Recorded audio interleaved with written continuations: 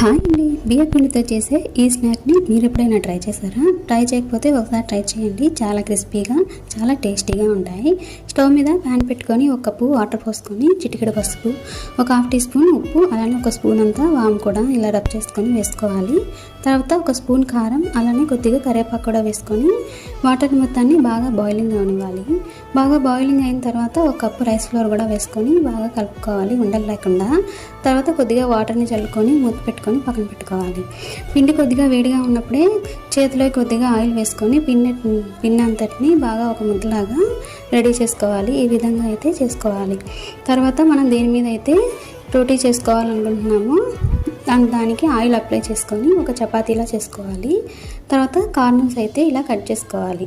తర్వాత వీటిని ఒక షేప్లో అయితే మనం కట్ చేసుకోవాలి. ఈ విధంగా మనకు నచ్చిన షేప్లో చిన్నగా కూడా కట్ చేసుకోవచ్చు. ఈ విధంగా కట్ చేసుకున్న తర్వాత ఒక ఫోర్క్ని పెట్టి మనం చిన్నగా ఈ విధంగా అన్నిటికీ ఘాట్లు పెట్టుకోవాలి. తర్వాత ఆయిల్ని బాగా హీట్ అవనివ్వాలి. హీట్ అయిన ఆయిల్లో ఒక్కొక్కటిగా వేసుకొని బాగా కాల్చుకుంటే మనకు టేస్టీ అయిన రైస్ ఫ్లోర్ నాచోస్ అయితే రెడీ అవుతాయి. ఇవైతే స్టోర్ కూడా ఉంటాయండి.